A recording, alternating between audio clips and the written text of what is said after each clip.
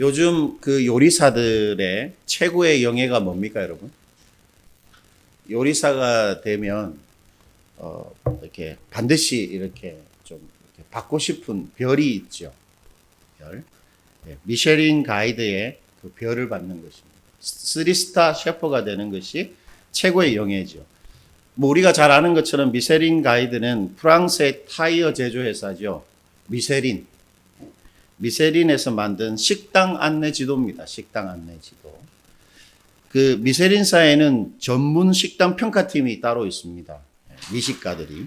그래서 이들이 매년마다 특정한 식당을 방문해서 별을 이렇게 부여합니다.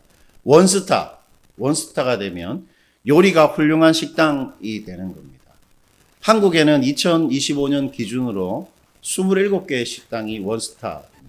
그리고 투스타는 요리가 훌륭하여 멀리 찾아갈 만한 식당입니다. 뭐 여수에 그 식당이 있어도 여수까지 한 4시간 정도 차를 타고 갈 수 있는 식당이죠.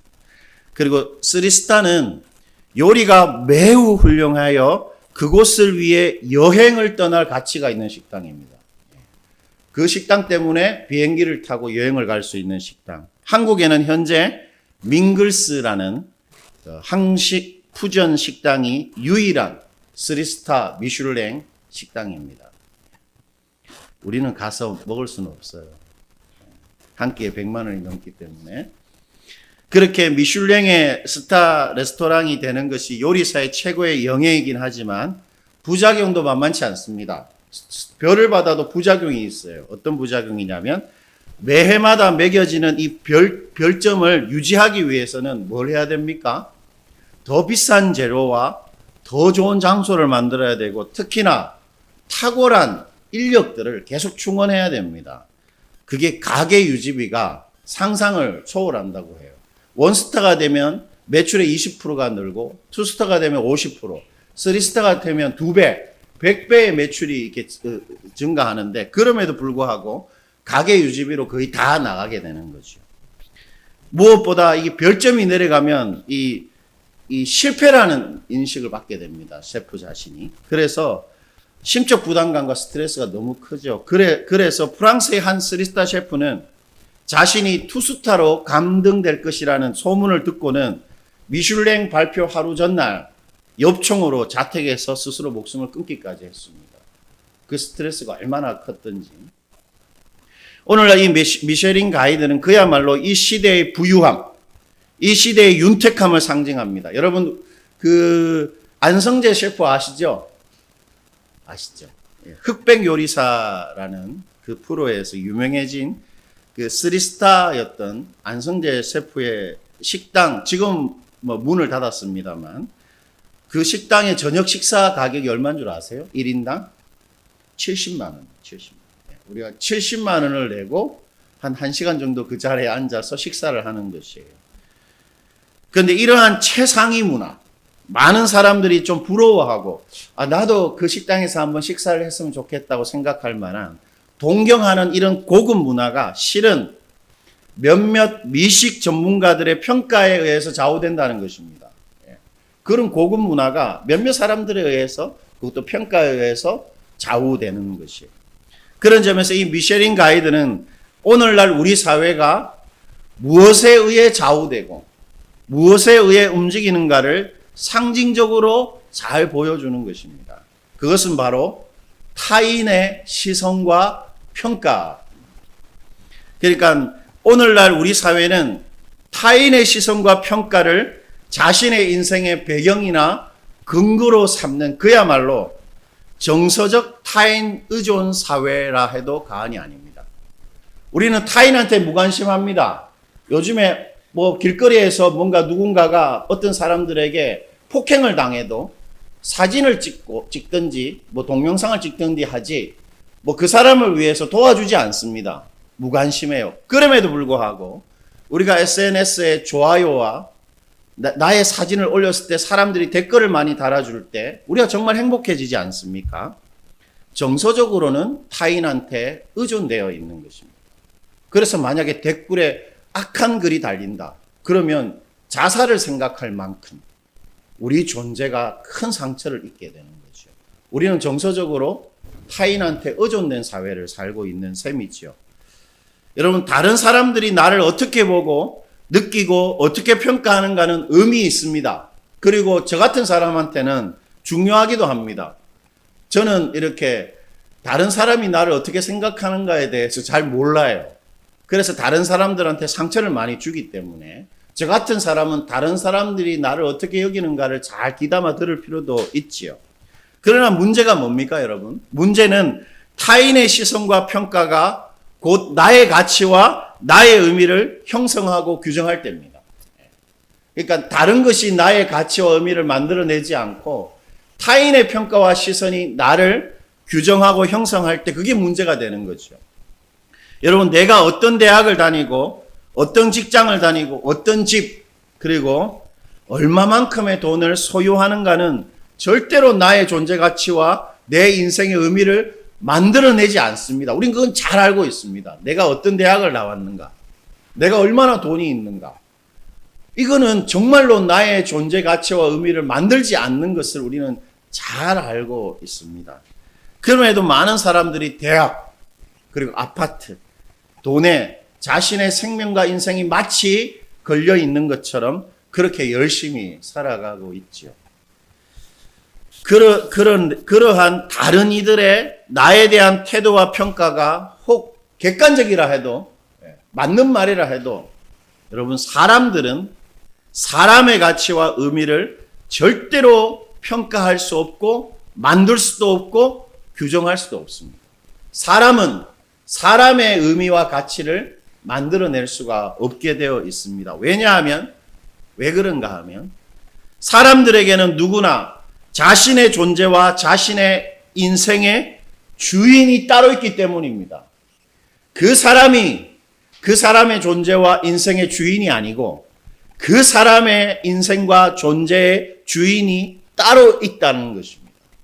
좀 이상한 말이죠. 때문에 사람들은 누군가의 존재와 인생을 그 사람의 주인 허락 없이 자기 마음대로 규정하고 만들어내고 평가할 수가 없다라는 것입니다. 주인 허락 아예 주인이 그 사람을 규정할 때만 가능한 것이죠. 여러분, 그렇다면 모든 사람의 주인이 누굽니까? 주인이 누구죠? 하나님이시죠. 오직 하나님만 모든 사람의 존재와 인생을 형성하고 규정하는 유일한 주인입니다. 왜 그렇게 말할 수 있습니까, 여러분? 왜 하나님이 우리의 주인이지요? 간단합니다. 그건 아주 중요하죠. 하나님이 우리를 어떻게 해요? 만드셨기 때문입니다. 그리고 예수님이 우리의 존재와 인생을 십자가에서 어떻게 하셨습니까? 당신의 생명과 바꾸어서 당신의 것으로 구속하고 소유하셨습니다. 예수님이 십자가 위에서 한 일은 우리를 소유하신 것입니다. 우리 존재와 우리 인생을 예수님이 십자가 위에서 다 구입하셨습니다. 때문에 우리 존재의 가치와 우리 인생의 의미는 오직 우리 주인이신 예수님만이 좌우하고 규정하는 것입니다. 우리 존재와 인생은 오롯이 예수님의 것입니다. 이 사실이 바로 우리가 사도신경을 통해서 예수님을 어떻게 고백합니까? 여러분 한번 생각해 보십시오. 사도신경 어떻게 시작하죠? 전능하사 천지를 만드신 하나님 아버지를 내가 믿사오며 그 외아들 누구요? 우리 주입니다. 우리 주. 우리가 예수님을 우리 주라고 고백한다는 것은 예수님이 우리 존재와 우리 인생의 소유주, 주인입니다. 그렇게 고백하는 것입니다. 그리고 이 사실은 또 하나의 정말로 중요한 인생의 진리를 알게 하는데요. 그게 뭐냐면 예수님이 우리 존재와 인생의 주인이시기에 어떤 일이 우리 앞에 벌어지겠습니까? 우리 인생에서 예수님하고 무관한 우리 존재 가치와 우리 인생의 의미는 존재하지 않습니다. 예를 들어 가지고 우리 우연이가 매주 가는 그 식당 이름이 뭐죠? 육갑 식당의 그 점장님이 그곳의 주인이잖아요. 어떤 면에서. 아니면 육갑 식당의 대표가 그곳에 있다. 근데 대표와 상관없는 매출이 생기고 대표와 상관없는 메뉴가 나오고 대표가 전혀 모르는 일들이 그곳에서 일어나면 어떻게 됩니까? 잘못된 것이죠. 뭔가 문제가 생긴 것입니다. 나쁜 일이 벌어진 거죠. 오너와 관계없는 일, 오너와 무관한 일은 그곳에 일어나면 안 되는 것입니다. 바로 그것입니다. 우리 인생에서 우리 주인이신 예수님과 무관한 우리의 가치, 우리 인생의 의미는 존재하지 않는 것입니다. 오늘 본문의 이야기가 그러한 진리를 드라마틱하게 잘 보여주고 있습니다. 여러분, 오늘 본문의 이야기에게는 특이한 점이 있죠. 어떤 점이 있습니까? 오늘 여러분 본문을 교독하면서 약간 좀 이상하다 생각한 게 뭐였죠? 뭐였습니까, 여러분? 한 사람을 사로잡고 있었던 그 귀신의 이름이 뭐였습니까? 군대 귀신. 이 군대 귀신이 꼭 예수님한테 부탁한 게 하나 있죠. 제발 이것만은 허락해 주십시오. 그게 뭐였죠? 이 거라사 지역에 있고 싶어 하는 것입니다. 여기가 본청동이잖아요. 그래서 귀신이 예수님을 이곳에서 만났는데 하는 말이 제발 낙성대에 떠나지 않게 해주세요. 제가 낙성대에만 있고 싶어요. 이런 말을 하고 있는 것입니다. 그게 이상한 거예요. 여러분 7절부터 10절까지 우리 다시 한번 교독해 볼게요.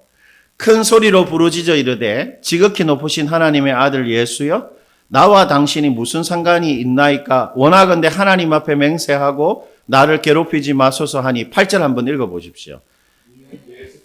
이미 그에게 이르시기를 더러운 귀신아 그 사람에게서 나오라 하셨습니다. 이에 물으시되 내 이름이 무엇이냐 이르되 내 이름은 군대니 우리가 많음입니다 하고 우리 한번 읽어볼까요? 자기를 그 지방에서 내보내시기를 간구하더라. 여러분 간구가 뭐냐면 그냥 부탁이 아닙니다. 무릎을 꿇고 하든지 아니면 사정을 하는 것입니다. 매달리면서 제발 간청을 하는 것입니다. 여러분 이 군대 귀신은 예수님에게 거라사 지역에만 꼭 있을 수 있게 해주세요. 그렇게 말합니다. 이유가 뭘까요? 귀신은 뭡니까? 눈에 보입니까? 귀신을 봤다는 사람들도 있죠. 어제 TV 보니까 그 학교에서 여자 귀신이 이렇게 눈이 뻘개가지고 나타나던데. 귀신은 영입니다. 영은 공간의 제한을 받습니까? 안 받습니까? 안 받습니다. 그래서 거라사 지역에 여기에 있던 상관이 없는데 왜 거라사 지방에 있고 싶어 했을까요? 그 답을 찾으려면 우리는 거라사 지역 말고 귀신이 택한 차선책, 그것이 무엇인지 잘 들여다보면 그 이유를 알 수 있습니다. 여러분, 군대 귀신이 거라사 지역 말고 또 다르게 선택한 차선책은 뭡니까? 대지입니다. 대지 아니죠. 그러니까 이 말이 뭘 말해주죠? 거라사 지역과 대지가 어떻다는 겁니까? 비슷하다. 거라사 지역에 사는 것과 귀신 입장에서 대지 안에 사는 것이 비슷하다. 그런 것입니다. 여러분, 뭐가 비슷할까요? 그렇다면. 뭐가 비슷할까요? 우리가 알 수 있는 본문에서의 정보는 군대 귀신의 존재 특징이 뭡니까, 여러분? 2절입니다. 2절 한번 보시죠. 군대 귀신이 어떤 특징을 가지고 있는가? 2절 한번 읽어봅시다. 배에서 나오심에 곧 무슨 귀신, 우리 한번 2절 없습니까? 2절 한번 읽어봅시다. 배에서 나오심에 곧 더러운 귀신 들린 사람이 무덤 사이에서 나와서 예수를 만나니라. 그냥 귀신 들린 사람이라고 하면 되는데 그 성경이 귀신을 어떻게 이렇게 설명해 줍니까? 더럽다. 여러분, 그 더러운 게 뭐예요? 우리 큰아들 방이 좀 더러운데 더러운 게 뭡니까? 정리가 안 되어 있고 막 지저분하다. 근데 귀신은 영이잖아요. 영이 더럽다는 게 뭘까요? 부정하다는 것입니다. 부정하다. 가까이 하기 어렵다. 예를 들어서 나쁜 짓을 한 살인자 같은 느낌. 막 혐오스러움. 그게 더러움입니다. 부정함이지요. 여러분, 군대 귀신의 특징은 부정함인데, 그래서 거라사 지역이 안 되면 어디로 가려고 했습니까? 대지 때문에.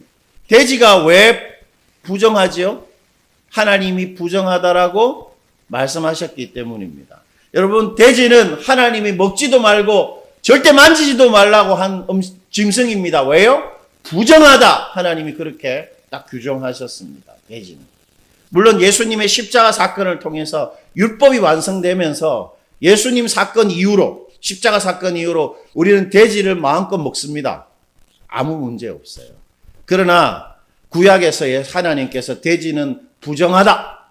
절대로 만지지 말고 먹지도 말라. 그렇게 말씀하셨습니다. 때문에 군대 귀신이 있고 싶어 했던 거라사 지역은 어떤 곳일까요?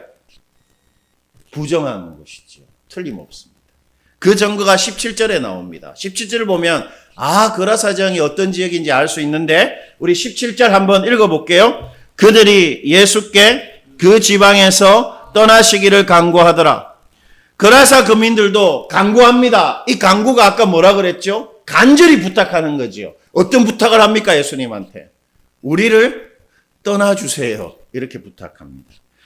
여러분, 왜 거라사 거민들은 예수님한테 이렇게 떠나시기를 간청하고 있는 것일까요? 왜 떠나시기를 간청할까요?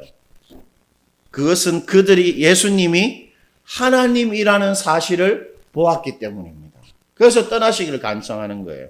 여러분 13절부터 17절까지 우리 한 번만 더 교독해 봅시다. 자, 한번 보시죠. 허락하신데 더러운 귀신들이 나와서 돼지에게로 들어가며 거의 2,000마리 되는 떼가 바다를 향하여 비탈로 내리달아 바다에서 몰살하거든. 14절입니다. 사람들이 어떻게 되었는지를 보러 와서 예수께 이르러 그 귀신 들렸던 자 곧 군대 집혔던 자가 자기 옷을 입고 정신이 온전하여 앉은 것을 보고 두려워하더라. 16절입니다.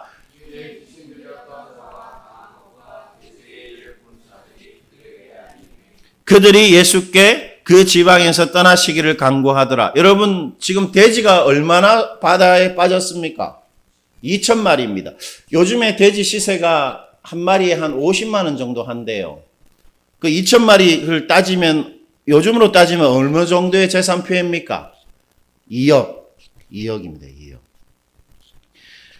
여러분 이 거라사 거민들은 자신들의 막대한 재산이 예수님으로 인해 한꺼번에 사라진 것을 보았습니다. 그러면 예수님을 어떻게 해야 됩니까?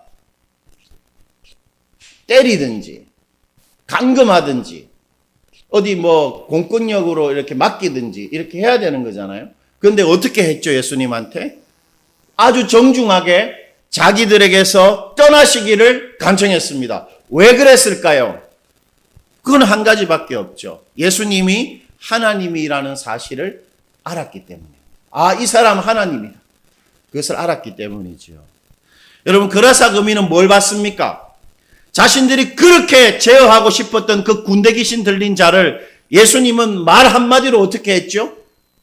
온전케 하셨습니다. 그리고 돼지 2,000마리를 한꺼번에 물에 들어가게 할 수 있는 능력을 딱 보면서 예수가 한 사람의 존재를 마음대로 좌우할 수 있고 예수가 한 사람의 인생을 한 사람의 소유를 마음대로 할 수 있는 하나님이심을 직시했던 것입니다. 그런데도 그들은 예수님을 아주 정중하게 배척한 거죠. 하나님임을 알았으면서도.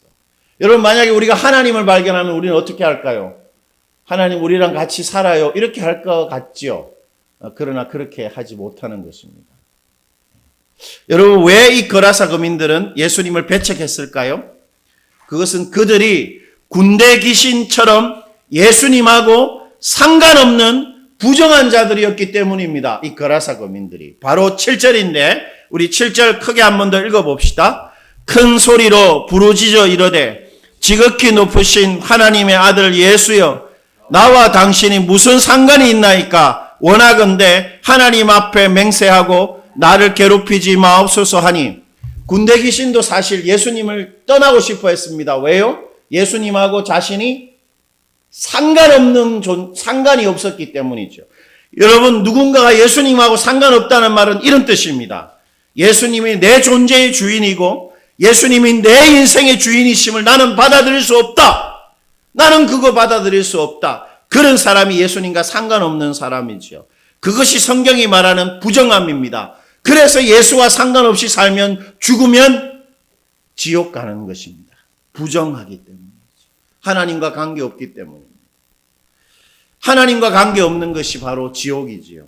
오늘 본문의 더러운 군대 귀신과 예수님을 자신에게서 떠나시기를 간청하는 그라사 거민들은 모두 주인이신 예수와 상관없는 부정한 자들인 것입니다.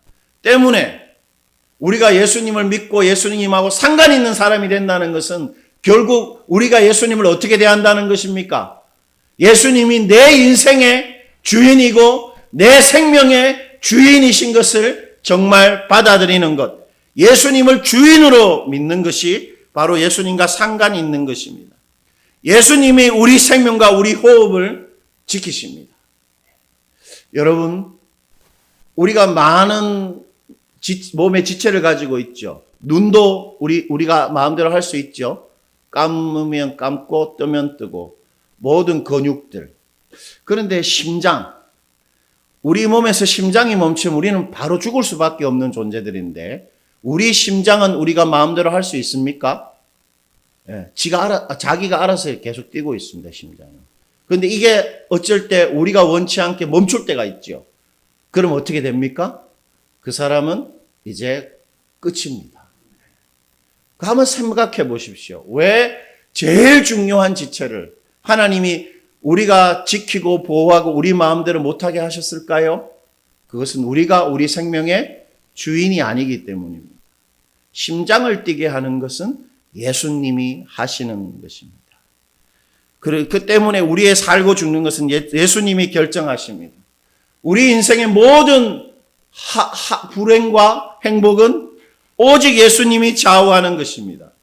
우리의 귀한 자녀들과 우리의 소중한 것들은 다 예수님의 소유입니다. 2000년 전에 십자가 위에서 예수님이 우리의 나쁜 것과 우리의 모든 좋은 것들을 당신의 피로 이미 다 구입하셔서 소유하셨습니다. 우리 죄도 구입하시고 우리 좋은 것도 구입하셨습니다. 그래서 우리 죄는 예수님한테 가고 예수님의 의가 우리의 의가 되는 것이죠. 때문에 우리 존재 가치와 우리 인생의 의미는 오직 예수님한테 있는 것입니다. 예수님만 너는 이런 존재다. 너는 이런 가치가 있다. 너는 이런 의미를 가지고 있다. 그것을 규정하시는 것입니다. 누가 우리한테 뭐라 해도 세상이 우리를 어떻게 바라봐도 예수님의 시선과 평가만 진짜입니다. 그것만이 우리를 형성하고 규정하는 것이죠. 때문에 우리는 언제나 어떻게 하면 살아야 되겠습니까? 예수님을 우리 주님으로 주인으로 모시고 살아야 하는 것이죠. 이제 마지막으로 그럼 어떻게 하는 것이 눈에 보이지 않는 예수님을 나의 주인으로 모시고 사는 것일까요? 어떻게 하면 됩니까, 여러분? 첫째는 예수님 때문에 절대로 실족하지 않는 것입니다. 좀 의외지요. 예수님 때문에 실족하지 않는 것. 그것에 대해서 예수님이 이렇게 말씀하셨는데 마태복음 11장 6절입니다. 여러분 이 중요한 구절인데 한번 읽어볼게요. 누구든지 나로 말미암아 실족하지 아니하는 자는 복이 있도다. 사람이 이 땅에서 행복하려면 진짜 복 있는 사람이 되려면 뭘 해야 된다고 말합니까? 예수님 때문에 실족하지 않는 것입니다.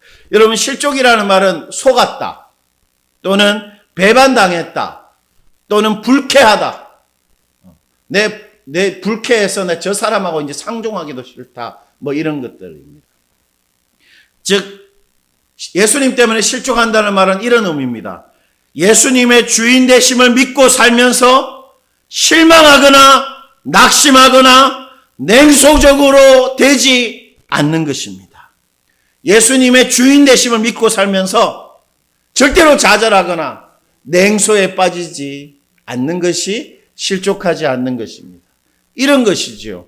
우리에게 무슨 일이 벌어져도 언제나 전능하고 선하시고 우리를 위해서라면 우리 목숨도 아끼지 아니하시는 예수님을 정말 믿고 사는 것입니다.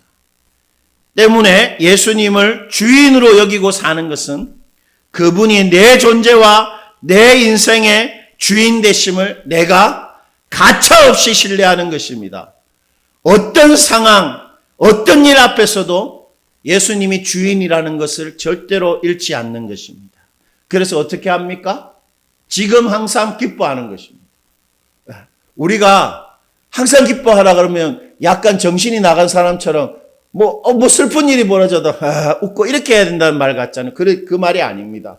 어떤 슬프고 어떤 어려운 일이 벌어져도 예수님이 그곳의 주인이다 믿고 기뻐하는 것입니다. 예수님의 주인 되심. 그리고 무슨 일이든 주인 앞에 기도하는 것입니다. 주인이신 예수님께 기도하는 것입니다. 그리고 주인이 계시기에 어떤 일에도 범사에 감사하는 것입니다. 여러분 왜 그렇게 합니까?